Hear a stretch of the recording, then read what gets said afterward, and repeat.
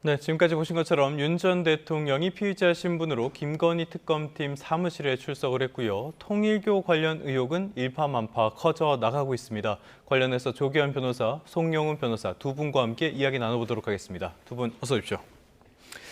자, 이번에 보면은 이제 김건희 특검의 활동 기간이 얼마 남지 않았잖아요. 윤 전 대통령이 처음으로 출석을 한 건데 아마 마지막이 되겠죠? 그렇습니다. 뭐 물리적으로, 예. 시간적으로 추가적인 출석은 어려울 것 같고요. 관련된 혐의 사실이 많기 때문에 예. 제한된 시간 내에 얼마나 충실히 조사가 이루어질 수 있을지는 모르겠습니다만 특검으로서나 하여간 김건희 여사와 관련된 이미 기소된 혐의 그리고 추가적으로 계속 제기되고 있는 윤석열 전 대통령과 김건희 씨 간의 공모된 범죄라든가 예. 관여된 범죄 전반에 대해서 오늘 수사를 통해서 하나하나 좀 물어볼 것으로 보입니다. 수사가 상당히 길어지지 않을까라는 생각이 드는데 지난번에 윤 전 대통령 김건희 특검이 이렇게 소환이 있었을 때 굉장히 국민들을 부끄럽게 하는 속옷 저항이라든지 여러 논란이 있지 않았습니까? 이번에는 나오기로 했는데 왜 태도를 바꾼 걸로 보세요? 사실은 그동안에 불출석하던 본인의 재판에도 입장을 바꿔서 계속 출석을 하고 또 예. 법정에서는 적극적으로 발언을 하고 있지 않습니까? 이런 태도들은 아마도 본인의 양형을 고려한 것이 아닐까 싶습니다. 그러니까 유죄가 선고된다면은 재판받는 태도도 양형에 매우 중요하게 작용하지 않겠습니까? 예. 그 연장선상에서 지금 특검의 출석 요구를 계속 거부하고 강제 구인이 시도되고 또 그 강제 구인마저 거부해서 사회적으로 큰 논란이 벌어지면 그것도 본인의 재판에 불리하게 작용할 수 있다라고 하는 어떤 이면의 고려가 있지 않을까 생각이 됩니다. 다만 오늘 지금 출석한 시간대를 보면은 언론사들의 그 집중적인 취재가 예상되는 오전 10시 직전을 피해서 예. 조금 일찍 들어간 감이 있죠. 그런 부분은 이제 장외에서의 어떤 노이즈를 더 일으키기보다는 그래도 질문에 답하면서 소명할 것을 소명하고 반박할 것은 반박하겠다라고 하는 의도로 이해할 수 있는 요소도 있지 않을까 하고 생각해 봅니다. 알겠습니다. 저희도 언론 입장에서 기자 입장에서는 어떤 이야기를 하고 들어가지 않을까 이런 부분들에 관심이 있었는데 일단은 차만 저희가 볼 수 있었습니다. 재판에 앞서서 자신의 입장을 이야기한다거나 이런 시간을 마련할 가능성 어떻게 보시나요? 글쎄요, 뭐 최근에 어떤 윤석열 전 대통령이 뭐 재판 출석이라든가 예. 수사에 출석할 때 태도를 보면 외부에서 입장을 밝히지는 않습니다. 그리고 나서 중요한 어떤 뭐 예를 들면 성탄절을 앞두고 청년에게 등등 네. 또 12월 3일 비상계엄 1년 때에도 이제 변호인을 통해서 메시지를 내는 방식으로 본인의 입장을 설명하고 있죠. 그러니까 직접적으로 수사와 관련돼서 당일 조사받은 내용을 공개적으로 입장을 밝히는 것이 크게 도움이 되지 않는다는 것을 알고 있을 것 같습니다. 예. 그러니까 뭐 12월 3일이라든가 이번에 뭐 청년들에게 낸 메시지와 같이 특별히 어떤 정치적 효과를 기대하는 메시지에 대해서는 뭐 적극적으로 하고 있지만 예. 수사와 관련돼서는 뭐 오늘도 마찬가지이고 직접적으로 언론인들 앞에서 입장을 밝히는 일은 하지 않을 것 같고요. 저는 뭐 그렇게 하는 것이 크게 도움도 되지 않을 것 같아서 아마 이후에도 굳이 공개적인 입장을 그런 네. 방식으로 밝히는 일은 없을 것 같습니다. 역시 이제는 양형도 신경 쓰지 않을 수가 없는 그런 때가 된 것도 여러 영향을 미치는 것 같은데 이번에 출석 요구서에는 피의 사실이 6개 이렇게 적시가 됐다고 알려져 있어요. 어떤 내용들입니까? 일단 큰 틀에서 보면요. 지금 소환 주체가 김건희 특검팀 아니겠습니까? 예. 김건희 씨에 대해서 이미 기소가 되어 있는 부분과 기소되어 있지 않은 부분으로 좀 나눠서 살펴봐야 될 것 같습니다. 그러니까 지난 2022년 대선 과정에서 명태균 씨로부터 무상으로 여론조사를 받았다. 그리고 그 여론조사가 2억 7천만 원 상당에 해당한다라고 하는 부분은 김건희 씨에 대해서는 이미 기소가 되어 있습니다. 그리고 그 가액을 절반으로 나눠서 김건희 씨에 대해서 추징도 지금 구형을 해놓은 상태죠. 그런데 그 죄명은 지금 정치자금법 위반으로 적용이 되어 있습니다. 정치인은 엄연히 말하면 2022년 대선에서 윤석열 전 대통령이죠. 그런데 배우자가 그것을 같이 받았다는 이유로 공범으로 기소가 되어 있는 상태입니다. 그렇기 때문에 정치인에 해당하는 윤 전 대통령에 대해서 명태균 씨로부터의 무상 여론조사 수수 부분에 대해서 일단 집중적으로 조사를 할 것으로 보입니다. 예. 그다음에 나머지 혐의들 중에 이제 중요한 것은 특히 김건희 씨에게 아직 기소되어 있지 않은 이른바 나토 3종 세트라고 불리는 서희건설 이봉관 회장으로부터 받은 그 반클리프 아펠 목걸이 같은 예. 것들이 있지 않겠습니까? 이런 것들을 수수하는 것을 윤 전 대통령이 과연 인식하고 있었는가? 혹은 사후적으로라도 알았는가? 이런 부분들에 대해서 관련돼서 일단 조사가 이루어질 것이고, 그리고 그 대가성에 관해서 혹시 인식하고 있는 부분이 있었는지, 그리고 인사청탁과 계제가 되어 있다고 의심받고 있는 부분에 대해서는 해당 인사들을 임명한 경위가 무엇인지, 이런 것들에 대해서 상당히 구체적이고 강도 높은 조사가 이루어지지 않을까 예상이 됩니다. 알겠습니다. 6가지 피의 사실, 여론조사라든지 공적 개입 혐의라든지 여러 가지 내용들이 있는데 이제 하나하나 짚어보는 시간 마련해 보겠습니다. 명태균 씨로부터 2억 7천만 원어치 여론조사 결과를 무상으로 받았다라는 의혹에 대해서는 공범으로 적시가 됐어요. 이게 정확하게 어떤 내용입니까? 뭐 이미 상당히 알려져 있지만요. 예. 2021년 말경부터 2022년 3월 대선 앞둔 시점까지 56회의 공표 비공표 여론조사를 명태균 씨가 윤석열 대통령 측에 제공을 했습니다. 그게 시가로 따지면 한 2억 7천만 원 상당액에 이르는 것으로 보이고요. 이게 정상적인 여론조사에서 정치자금법상의 회계 처리를 했다면 아무 문제가 되지 않습니다. 예. 그런데 이게 등록돼서 이 정치자금법으로 회계 처리하지를 않고 무상으로 2억 7천만 원 상당의 여론조사 결과를 받고 그 이후에 명태균 씨 측이 요구하는 김영선 의원의 2022년 6월 재보궐선거의 공천을 주기로 했다. 이 내용과 관련해서 2억 7천만 원 상당의 여론조사비를 수수한 것이 정치자금법을 위반했다는 혐의고요. 정치자금법이라는 것은 정치자금법상의 규정된 방식으로만 수수할 수 있고 그에 대해서는 엄격히 회계 처리를 해야 됩니다. 그런 내용이 전혀 없었기 때문에 이 수수 자체가 정치자금법 위반이라는 건데 이미 국민들께 다 공개돼서 알려져 있지만 5월 이 대통령 취임식 직전에 윤석열 전 대통령, 김건희 씨 그리고 명태균 간 통화 녹취를 통해서 6월에 있을 이 그 재보궐선거와 관련돼서 김영선 전 의원을 공천 주기로 하는 내용에 대한 통화가 이미 공개가 돼 있습니다. 뭐 이건 예. 대가성과 관계없이 성립되는 범죄이긴 한데 그와 관련돼서 정치적인 예. 정치 자금을 불법적인 방법으로 수수했다는 혐의이고 이미 김건희 씨를 이 범죄 혐의를 가지고 공소 제기할 때 윤석열 전 대통령을 공범으로 이미. 기소가 된 사안입니다. 아마 예, 이 부분에 예. 대한 1차적인 확인 작업이 오늘 조사에서 있을 것 같습니다. 알겠습니다. 공천 개입 의혹, 김영선 전 의원 말고도 입증들이 남은 걸로 알려져 있는데 마침 내일 이준석 개혁신당 대표 역시 출석이 예정돼 있어요. 이준석 개혁신당 대표는 왜 여기에 출석하는 겁니까? 설명 좀 부탁드릴게요. 이 명태균 씨로부터 여론조사를 김건희 씨와 윤석열 전 대통령이 무상으로 수수를 하고 예. 그 이후에 그것에 대한 보답의 성격으로 김영선 전 의원을 2022년 지방선거와 동시에 실시된 그 6일 보궐선거에서 전략공천해주도록 당에 요구했다라고 하는 의혹을 받고 있지 않습니까? 그리고 예. 이준석 의원은 그 당시에 국민의힘 대표였습니다. 그렇기 때문에 이 전략공천에 개입한 것이 아니냐. 그리고 그 외에 2022년 지방선거에서 일부 대통령 당선인 시절에 관여한 것으로 의심받는 부분에 관해서 경위를 조사하기 위해서 지금 특검팀이 소환을 하는 것으로 보입니다. 한 차례 일정을 특검이 요구한 날짜가 있었는데 그 날짜에는 출석하지 않았다가 결국에는 내일 지금 네. 출석하기로 되어 있는 상태이죠. 네. 이 부분에 관해서 좀 말씀드리고 싶은 것은 일단 윤 전 대통령이 2022년 지방선거 그리고 동시에 실시된 보궐선거와 관련돼서 그 받고 있는 혐의는 그 시점이 대통령 당선인 시절에 이루어진 것입니다. 대통령 당선인은 공무원 신분이 아니거든요. 그렇기 예. 때문에 공무원의 선거 개입에 관한 공직선거법 규정을 적용하기는 극히 어렵습니다. 그다음에 공무원의 신분이 아니어서 직권이 발생하기 전이기 때문에 직권남용이라고 보기도 대단히 어렵습니다. 예, 예. 그래서 이제 특검이 검토하고 있는 것이 업무방해인 것으로 보여요. 그런데 그 업무방해는 대법원 판례에 보면 사람의 의사를 제압할 정도의 정치적 권세도 업무방해로서의 위력에 해당한다고는 대법원이 판시하고 있습니다. 예. 다만 이것이 실제로 의사를 어떤 제압해서 이루어진 것인가 예. 아니면 대통령 당선인과 당 사이에서의 어떤 의견 교환 차원에서 이루어진 것인가 이 부분은 우리가 좀 면밀히 가릴 필요가 있습니다. 예. 예를 들면 어떤 부정한 청탁이나 불법적인 정치자금 거래나 이런 것들이 있어서 공천을 요구한 경우라고 하면은 그것은 법이 개입해서 단죄를 해야 될 영역이 될 수 있겠습니다만 그것이 아니고 대통령 당선인이 내가 그동안에 쭉 봐왔는데 이런 사람 괜찮지 않느냐라는 정도의 의견 개진이라면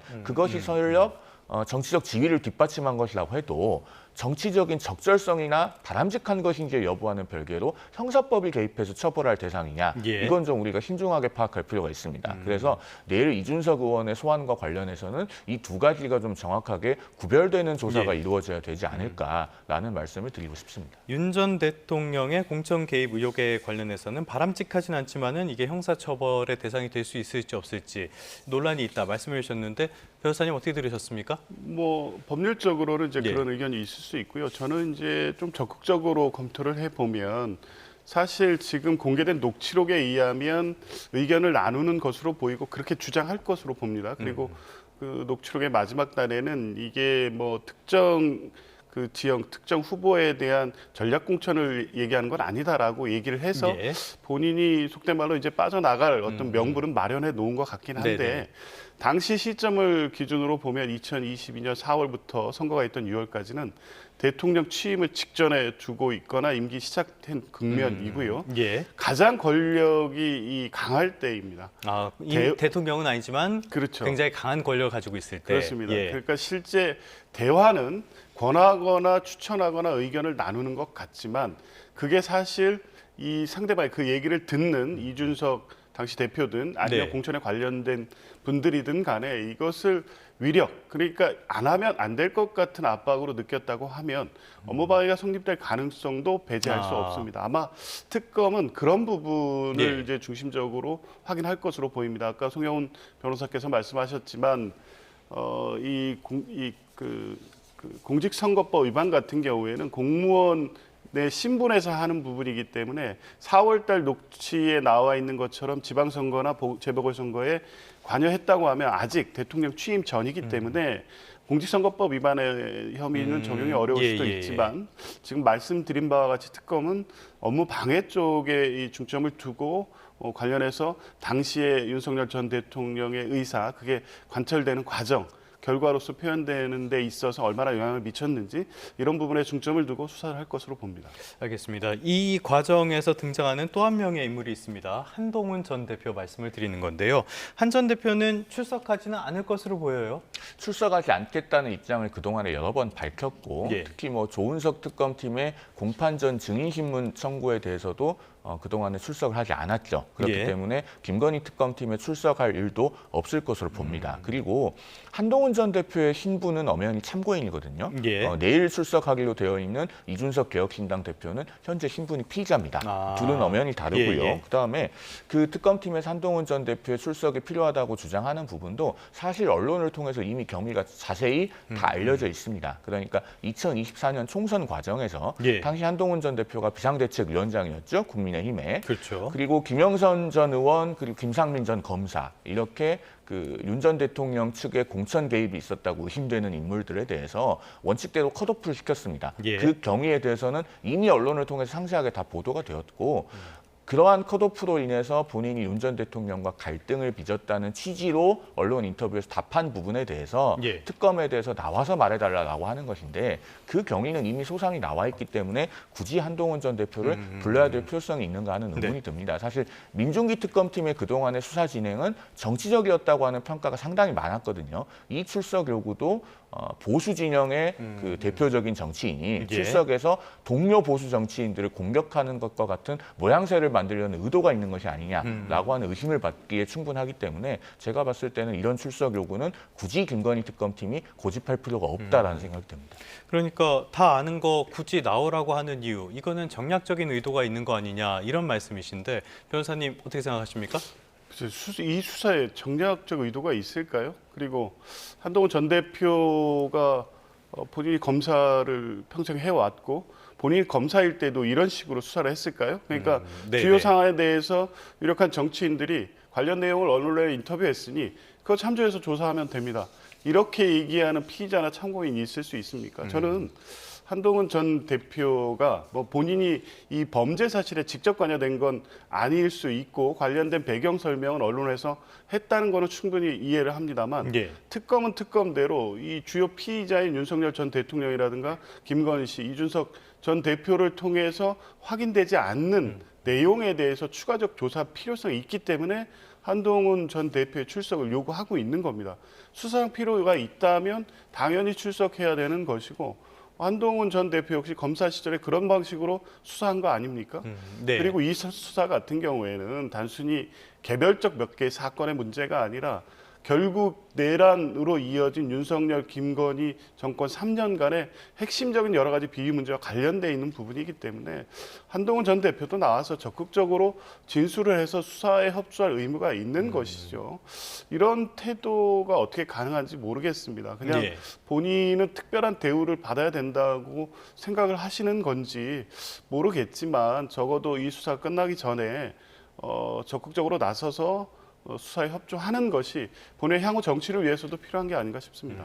제가 좀 한 가지만 짧게 의견을 덧붙여서 말씀을 드리면 한동훈 전 대표가 만약에 출석해서 참고인으로 진술을 하게 되면 그게 오히려 민중기 특검팀에는 더 불리하게 작용하게 될 겁니다. 제가 앞서도 이 공천 개입에 관해서 특검팀이 적용을 검토하고 있는 혐의는 업무방해라고 말씀을 드렸죠. 네. 그리고 정치적 권세도 업무방해의 요건으로서의 위력에 포함될 수 있지만 그것이 사람의 의사를 제압하기에 충분한 정도가 되어야 한다는 그 대법원 판례도 설명을 드렸습니다. 그런데 한동훈 전 대표는 윤석열 전 대통령이 현직 대통령일 때도 공천 개입 의혹이 있는 인사들에 대해서 단호하게 컷오프를 시켰잖아요. 예. 그 얘기인즉슨 현직 대통령의 권력을 갖고 있을 때도 그 정치적 권세를 가지고 여당 대표의 의사가 제압이 안 되는 거예요. 예. 그 제압이 안 된다고 하는 것을 참고인으로 출석해서 조서에 남기게 되면 오히려 민중기 특검팀 입장에서는 혐의를 입증하기가 더 곤란할 겁니다. 그런 점에서 굳이 한동훈 전 대표의 출석이 필요하다고 고집한다면 그 이유는 법률가들이 봤을 때는 상당히 납득하기 어렵지 않겠는가 하는 점을 말씀드립니다.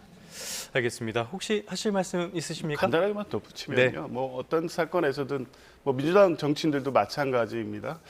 수사를 대할 때 어쨌든 본인은 한동훈 그 국민의힘 전 대표란 지위도 있지만 참고인입니다. 이 사건에서는 네. 참고인이라면 참고인의 지위로서 수사에 협조해야 될 의무가 있다는 걸 가장 잘 아실 테니까요. 뭐 그 법 수사 외에서 설명하는 내용과 수사가 다르다는 것도 본인이 가장 잘 아실 거고 그러면 특검이 지금 공개적으로 규명을 필요로 하는 내용만 있겠습니까? 추가적인 사안이 있기 때문에 예. 필요에 의해서 저 소환을 요구하는 거라면 출석해서 수사에 협조하는 게 맞는 게 아닌가 싶습니다.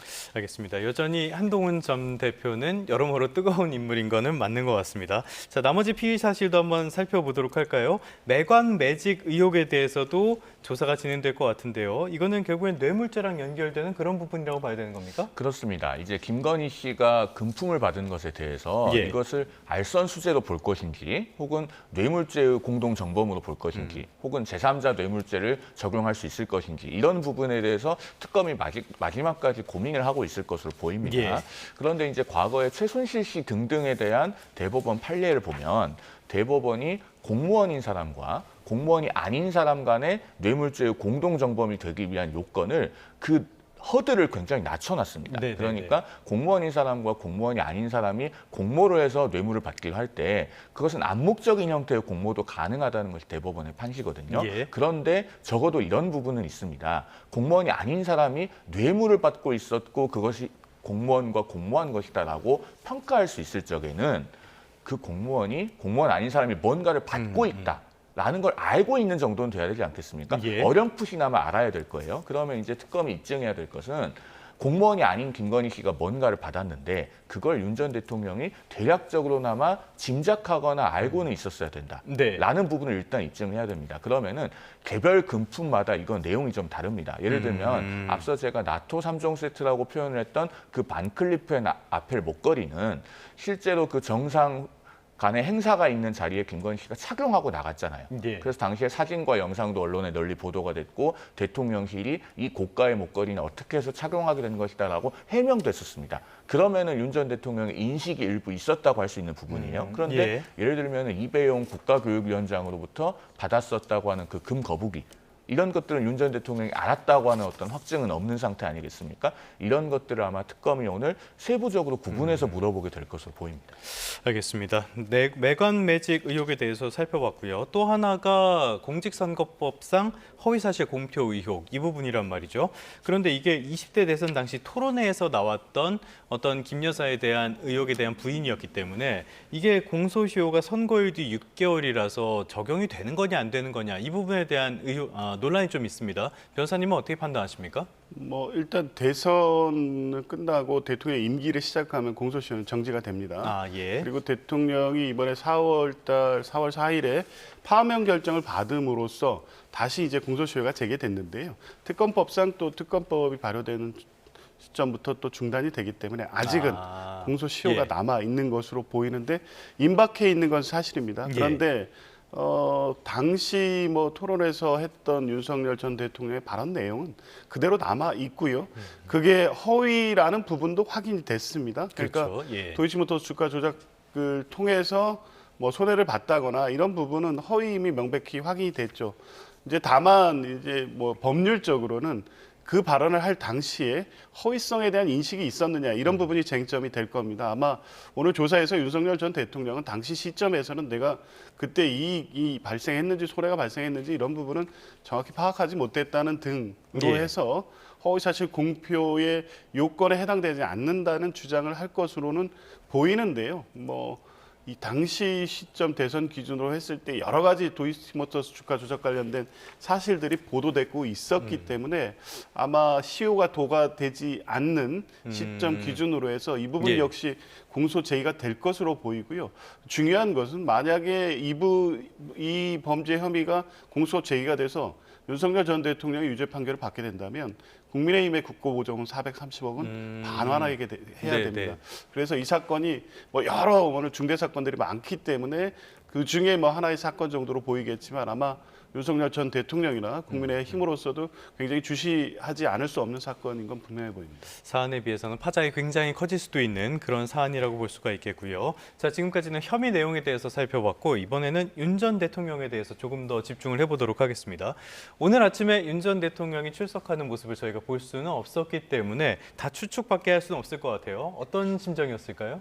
뭐 여러 가지로 예. 본인도 신경이 복잡할 것이라고 짐작합니다. 기분이 좋지는 않겠죠? 그렇죠. 최소한. 그리고 사실은 어떻게 보면은 특검팀의 수사 자체를 인정하지 않는 그런 그 생각을 가지고 있었기 때문에 예. 그동안의 강제 구인에도 응하지 않는 그런 모습들을 보여왔던 것 아니겠습니까? 일단 오늘 출석은 했고 지금 이제 오전 10시가 넘었으니 조사가 시작이 되었을 텐데 일괄적으로 진술 거부권을 행사하는 여부도 지금 관심사입니다. 혹은 개별 질문에 대해서 하나하나 답하면서 적극적으로 반박을 할 것인지 이런 부분도 좀 주목이 되고요. 그런데 과거에 이제 윤 전 대통령의 탄핵 심판 과정에서의 헌법재판소 대심 판정에서의 진술이라든가 혹은 최근에 형사재판에서 하고 있는 언급들도 본인이 말을 했을 때 오히려 본인에게 불리하게 작용한 경우들이 꽤 있었습니다. 그것은 법조계에서의 대체적으로 공통된 평가거든요. 그렇기 때문에 오늘 구체적인 진술을 하면서 혹여라도 본인에게 오히려 불리하게 작용하지 않을 것인가 이런 부분에 대해서도 아마 변호인들로부터 저는 많은 조언이 있었을 것으로 생각됩니다. 현장에서 윤 전 대통령이 출석한 뒤에 변호인들의 기자회견이 있었는데요. 김건희 여사의 금품 수수 사실 전혀 인지하지 못했다. 그리고 청탁이 있었느냐 이 부분에 대해서도 협의 같은 건 없었다. 청탁 같은 거를 들은 바가 없다라고 일축을 했다고 합니다. 그러면 전부 다 부인하는 방향으로 간다고 봐야 되겠네요. 그렇게 보입니다. 뭐 예. 어느 정도 예상했던 바죠. 지금 뭐 대부분의 오늘 수사 대상이 된 혐의 사실들이 공무원의 지위를 요구하는 신분범입니다. 아, 예. 그렇기 때문에 윤석열 전 대통령이 당시 금품 수수라든가 관련된 청탁에 대해서 인지하지 못했다고 하면 김건희 씨에 대해서 혐의 사실이 인정된다고 하더라도 공무원의 신분을 요구하는 뇌물이라든가 이런 부분에 대해서는 범죄 자체가 성립되지 않을 수 있다고 판단하고 전면적 부인으로 오늘 일관할 것으로 보여지고 아마 그런 측면에서 보면 매우 제한적이지만 진술을 적극적으로 하는 부분도 있을 것으로 봅니다.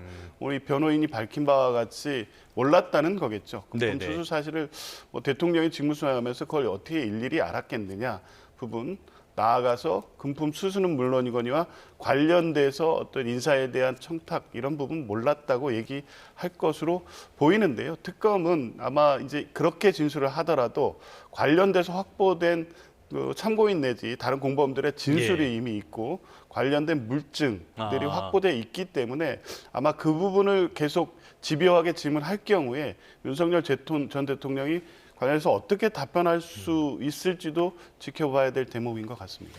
알겠습니다. 특검이 어떤 카드를 가지고 이런 상황을 돌파해낼 수 있을지 계속 한번 지켜볼 필요는 있어 보입니다. 자, 김건희 씨 관련된 의혹 가운데에는 통일교와 관련된 의혹도 있습니다. 그런데 통일교의 정치권 로비 의혹, 이거는 더 이상 김건희 특검만의 일은 아니라고 볼 수가 있겠습니다. 어제 피의자로 전재수 의원을 소환해서 조사를 하기도 했는데요. 조사를 마치고 나오던 전재수 의원의 발언부터 듣도록 하겠습니다. 조사를 받는 사람의 자세와 태도로 성실하게 조사를 받았습니다. 다시 한번 분명히 말씀드립니다. 저는 통일교로부터 그 어떠한 금품수수 없었다라는 말씀을 다시 한번 분명하게 강력하게 드리도록 하겠습니다. 네, 전재수 의원 14시간 반 동안 경찰에서 피의자 조사를 받았어요. 혐의는 여전히 강력하게 부인을 하고 있네요. 그렇습니다. 결국의 핵심은 그 2018년 5월, 12월 그 예. 사이에 통일교로부터 2천만 원과 시계 한 점을 수수했느냐가 아니겠습니까? 예. 이제 이 부분의 입증을 위해서 여러 가지 정황들, 그러니까 전재수 의원이 오랫동안 통일교와 직간접적으로 관계해 왔다, 통일교 행사에 참석했다, 이런 내용들에 대해서 광범위하게 이제 묻고 답하는 과정이 있었던 것으로 보입니다. 예. 그런데 이 혐의 사실이 그렇게 복잡하지 않음에도 불구하고 14시간 장시간 조사가 있었고 뭐 추가 조사의 필요성까지 나오는 것을 보면 이 경찰이 특검으로부터 인계받거나 압수수색을 통해서 확보한 증거만으로 금품 수수 사실을 입증하기에는 충분한 내용이 없는 것 같습니다. 아, 예. 더군다나 윤영호 전 본부장이 최초 진술한 것으로 알려진 내용은 수수 금액이 4천만 원이었고 시계가 2점이었고 이렇게 진술한 것으로 알려져 있다가 또 직접 본 것이 아니라 직접 전달한 것이 아니란 또 취지로 얘기를 하고, 그러니까 여러 차례 핵심적인 혐의 사실에 대한 핵심적인 어떤 참고인 내지 예. 공범의 진술이 바뀌고 있기 때문에 일단 진술의 신빙성은 상당히 떨어진 상태라고 하면 금품 수수 시점이 일단 특정돼야 되고요. 금품 수수 방식과 전달자가 누구인지 이런 부분에 대해서 매우 구체적인 진술이 확보돼야 됩니다. 예. 한학자 총재라든가 이 비서실장에 대한 조사를 했다고는 하는데 거기에서도 역시 이제 그런 부분이 명확히 나온 것 같지는 않습니다. 예, 그러니까 예. 전체적으로 보면 결국 핵심은 금품 수수 여부인데 이게 물증이라든가 구체적 진술에 의해서 뒷받침되고 있는 것인지 아마 그것이 좀 부족하기 때문에 혐의 사실에 비해서 장시간 조사가 된 게 아닌가 예. 싶고요. 그리고 이제 경찰 측에서는 압수수색하고 이 소환 조사 간 간격이 이제 짧기 때문에 압수물에 대한 아직 분석이 덜 끝났다. 그래서 압수물에 대한 분석 과정에서 추가적인 어떤 문제가 있거나 추가적인 증거가 나오면 또 소환할 수 있다는 입장을 네. 밝히고 있기 때문에요. 어제 수사 이후에 경찰의 어떤 수사 상황을 좀 지켜볼 필요가 있어 보입니다. 알겠습니다. 지금까지 나온 여러 가지 상황은 윤영호 씨의 진술이 대부분이다라고 볼 수가 있겠는데 그 신빙성이 의심을 받는 것도 사실이거든요. 어떻게 보십니까? 일단은요, 통일교라고 하는 집단은 살아있는 사람을 숭배하다시피 하는 그런 종교 집단입니다. 예. 한학자 총재를 이른바 참 어머니라고 부르면서 어머니로 모시고 있는 그런 집단이기 때문에 한학자 총재에게 통일교 내부에서 올라가는 특별 보고라고 하는 것은 사실과 다르게 작성하기가 상당히 어려운 자료라고 봐야 됩니다. 그런데 이 압수수색 과정에서 확보된 그 통일교 총재에게 올라간 특별 보고 중에는 2019년 1월 7일 오후 2시에 한학자 총재 일정으로 전재수 국회의원 면담이 적혀 있었다는 것 아니겠습니까? 예. 그뿐만이 아니라 이번 주 월요일에 있었던 중앙일보의 단독 보도를 보면은 전재수 의원은 통일교 측과 최소 7차례 이상 접촉했다. 그리고 뭐 행사 사진 이런 것들도 나와 있습니다. 예. 그렇다면은 일단 어제 경찰은 14시간 정도를 전재수 의원 조사를 하면서 그 각각의 행적들에 대해서 굉장히 세부적으로 물었을 겁니다. 특히 문제의 2019년 1월 7일 같은 경우는 국회 회의록을 확인해 보면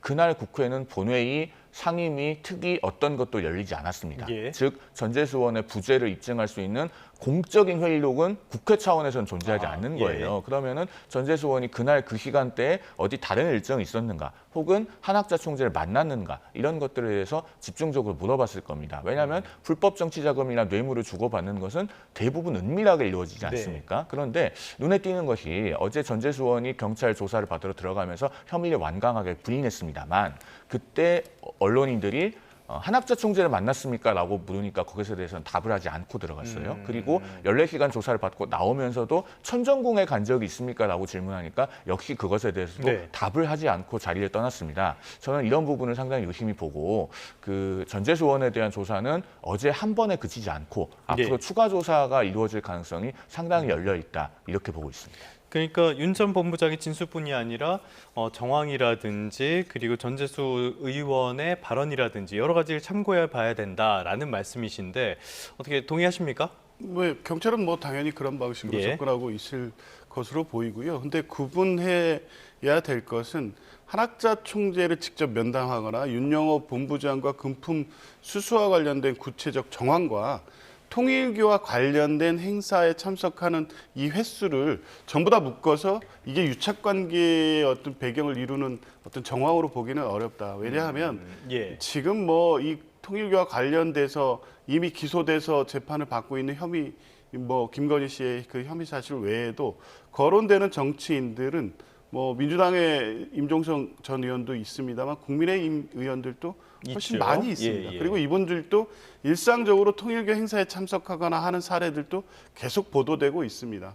근데 그러면 금품 수수로 좁혀서 그것과 그 만남이라든가 행사 참가의 인과관계까지 확인이 돼야만 되는 것이지, 몇 번 통일교 관련된 행사에 참석했다는 것이 금품 수수 사실을 바로 뒷받침하는 정황 증거가 될 수 없다는 것은 예. 분명해 보이고요. 아마 이제 그렇다고 하더라도 그게 일상적인 관계를 통해서, 특히 전재수 의원 같은 경우에는 금품 수수 사실을 전제로 하면 그게 한일 해저 터널이라는 어떤 대가가 결부됐다는 네네. 혐의도 같이 받고 있기 때문에 그것과 관련된 행사 뭐 참석 여부 이런 거는 뭐 경찰이 주의 깊게 확인하고 수사를 통해서 지금 계속 이제 그 부분을 물었을 것으로 보이긴 하는데, 뭐 그게 단순 그런 정황만 있고 실제 그 시점 기준 2019년 1월이든 예. 아니면 2018년 말이든 간에 금품 수수와 관련된 직접 증거라든가 직접 진술 통해서 구체적으로 확인되지 않으면 지금 혐의 사실이 확인됐다고 보기 어려운 결과가 예. 나올 수도 있을 것 같습니다. 알겠습니다. 지금 말씀을 해주신 것처럼 어느 정도는 경찰의 수사 결과를 기다릴 수밖에 없을 것 같고요. 그런데 얘기도 해주셨지만 전재수 의원만이 아니라 나경원 의원이라든지 국민의힘 의원들도 많이 연루가 됐다라고 지금 전해지고 있어요. 그래서 특검에 대한 찬성 여론이 높다는 이야기가 나오고 있는데 저희가 그래픽을 준비를 했습니다. 보시면서 지금 통일교에 특검을 도입해야 된다는 의견이 62%, 도입할 필요가 없다는 의견이 22%로 나오고요. 조금 더 눈에 띄는 점은 더불어민주당 지지층에서도 67%는 도입해야 된다라고 이야기하고 있거든요. 어떤 의미로 해석하십니까? 그러니까 이 정도 되면요, 통일교 게이트 특검은 어느 정파의 문제가 아닙니다. 예. 여야 지지층이 골고루 특검이 필요하다고 판단하고 있는 것 아니겠습니까? 그러면은 특검을 완강하게 거부하는 쪽에서 한사코 특검을 하지 않으려고들 명분이 없는 겁니다. 예. 국민 여론의 정면으로 거스르는 거예요. 그러면 이건 특검을 빨리 실시해야 됩니다. 그리고 제가 한 가지 강조드리고 싶은 것은 이 통일교 게이트 특검은 단순히 여당 정치인들이 수사선상에 올라 있다라는 이유로만 특검을 하는 것이 아닙니다. 국가 권력의 총체적인 오작동이 있기 때문에 특검을 해야 되는 것이거든요. 그러니까 민주당이 추천하고 이재명 대통령이 임명한 민중기 특검이 그 특검팀에서 윤영호 씨가 여당 정치인들을 포함한 그 정치인들에게 금품을 줬다라고 하는 진술을 받아낸 것이 올해 8월 22일입니다. 예. 그런데 100일이 넘게 사건을 수사도 하지 않고, 그렇다고 경찰에 이첩을 하지 않고 방치하다가 언론에 보도가 돼서 드러나니까 그제서야 부랴부랴 경찰에 이첩한 것이 올해 12월 9일입니다. 예. 그런데 앞서 저희가 공소시효 정지에 관한 얘기도 잠깐 했습니다만 그렇죠. 예. 김건희 특검법 부칙 4조에 보면은 수사 대상 사건은 특검의 수사 기간 동안에는 공소시효가 정지된다고 하는 명문의 규정이 있어요. 그러면은 특검이 사건을 경찰에 이첩하면서 이건 우리 수사 대상 사건은 맞는데 이제 거의 끝나가니까 사건을 이첩하겠습니다. 이렇게 했으면은 사건을 넘겨받는 쪽에서도 시간이 더 넉넉하게 확보가 될 겁니다. 네네. 그런데 지금은 공소시효 정지를 주장하기도 상당히 애매한 상황이 되어버렸어요. 이렇게 특검이 끝까지 어떻게 보면 사건을 망쳐놨기 때문에 이런 국가 권력의 오작동을 바로잡기 위해서 특검이 필요한 겁니다. 즉 국민의힘에 연루된 사람이 아무도 없다고 제가 장담하지 못하겠어요. 그리고 여당 정치인들이 많이 수사선상에 오르고 있으니까 특검을 해야 된다라는 것이 아니라 기존의 특검에서 수사했어야 될 사건을 하지 않고 방치했기 때문에 특검이 필요하다. 이것이 이 사안의 핵심입니다. 알겠습니다. 그런데 지금 보면은 민주당 지지층 가운데에서도 10명 가운데 거의 7명이 특검에 찬성을 하고 있는데 변호사님이시기도 하지만 정당인이시기도 하니까요. 지금 민주당에서는 특검에 대해서는 부정적인 입장 아닙니까? 뭐 그렇습니다. 지금 이제 제기되는 특검 관련된 내용들이 사실은 민주당을 수사하라. 이걸로 뭐 요약될 수 있는 겁니다. 네. 그러니까 전재수 의원 문제가 불거지니까 이걸 가지고 특검을 매개로 해서 정치 공세의 소재로 삼고 있는 거죠. 경찰이 발빠르게 대응해서 수사하고 있지 않습니까? 곧바로 10여 곳을 압수수색했고요. 추가 예. 압수수색하고 있고 윤여호 본부장을 가서 직접 방문 조사했고 한학자 총재라든가 전원주 비서실장도 조사를 했습니다. 굉장히 빠른 속도로 수사를 하고 있고 그런 수사 속도에는 공소시효를 고려한 부분도 분명히 있어 보입니다. 예. 지켜보고 판단해도 늦지 않는데 무조건 특검부터 얘기하고 있으니까 그 의도 자체가 순수하지 않다는 거고요. 그럼에도 불구하고 여론의 특검 실시 여론이 높은 것은 저는 뭐 당연하다고 봅니다. 그런 예. 여론, 특히 민주당 지지층에서도 높은 것은 통일교의 어떤 종교 분리 원칙에 반하는 어떤 광범위한 정치권 로비, 특히 윤석열 정권 하에 김건희 씨를 통한 로비라든가 이런 부분을 포함해서 지금 야당 관련된 인사들도 상당히 많이 거론되고 있고 예. 당시 윤핵관 관련된 인사들의 이름도 계속 거론되고 있습니다. 이 사건은 철저히 파헤쳐서 민주당이 요구해 왔던 수준의 통일교에 대한 어떤 조치가 필요하고 그 부분에서 대통령은 이미 종교재단 해산 필요성까지 검토하라는 지시까지 있었습니다. 예. 이런 전체적인 상황을 볼 때 통일교에 대한 철저한 수사가 필요하다. 이런 여론에 기반해서 특검에 대한 요구가 민주당 측에서 나오고 있는 것으로 보이는데요. 뭐 저는 그 부분에 있어 당연히 그럴 수 있다고 보지만 적어도 지금 시점 기준으로는 전재수 의원 등 이 피의자로 입건된 3인에 대한 경찰 수사를 지켜보고 예. 추가적으로 이 경찰에서 관련된 증거들도 많이 확보돼 있을 것으로 봅니다. 이첩된 자료 등을 통해서 볼 때. 그러면 지켜본 다음에 특검 얘기로 해도 늦지 않습니다. 지방선거에 이런 방식으로 특검을 이용하려는 이 정략적 의도는 지금 뭐 받아들일 수 없다. 이게 네. 민주당의 입장입니다. 경찰 수사가 빠르게 진행되는 상황에서 특검부터 거론하는 것은 부적절하다. 그런데 현실적으로 봤을 때는 민주당이 지금 압도적인 의석을 갖고 있기 때문에 국민의힘 입장에서는 이런 특검을 관철할 수 있는 방안이 마땅치는 않을 것 같아요. 전략 같은 게 있을까요? 일단 소수 야당이 특검을 관철시킬 때는 세 가지가 필요합니다. 첫째는 명분, 두 번째 여론, 세 번째 결기입니다. 예. 명분에 관해서는 앞서 제가 충분히 말씀드렸습니다. 국가 권력의 총체적인 오작동이 발생했기 때문에 그것을 바로잡기 위해서 특검이 필요한 것이다. 그다음 두 번째는 국민 여론은 저희가 앞서 그래픽에서 봤죠. 60% 이상의 국민들께서 특검에 압도적으로 찬성하고 계십니다. 그러면 마지막 세 번째는요. 의석수의 차이를 극복하기 위한 결기입니다. 결기. 2018년에 드루킹 특검을 관철시킬 때 당시에 김성태 원내대표가 9일 동안 목숨 걸고 단식하지 않았습니까? 예. 그러니까 애초에는 특검을 받지 않으려고 했던 민주당도 결국 특검에 동의하지 않을 수가 없게 되었던 것입니다. 지금 국민의힘에는 그런 김성태 정신이 필요한 것이 아닌가 하는 생각이 들고 예. 그래서 국민의힘에서 책임 있는 누군가는 뭐 단식을 하든 혹은 어떤 다른 조치를 취하든 정말 결기 있게 이 특검을 받아내고자 한다라는 것을 국민들께 보여드려야 됩니다. 그리고 그 의지를 보여드릴 때는 정말 육창골단하겠다. 그러니까 우리 쪽 한 팔을 자르더라도 이건 여야 모두 다 잘못된 것은 도려내고 가야 된다라고 하는 의지까지 모두 보여주시길 바란다라는 말씀을 드립니다. 알겠습니다. 명분과 여론 결기 이야기까지 나왔는데 앞으로도 국회는 계속 이렇게 혼란스럽게 시끄럽게 가지 않을까라는 생각도 듭니다. 지금까지 조기현 변호사, 송영훈 변호사와 함께 윤 전 대통령 그리고 통일교 의혹까지 살펴봤습니다. 두 분 오늘 말씀 잘 들었습니다.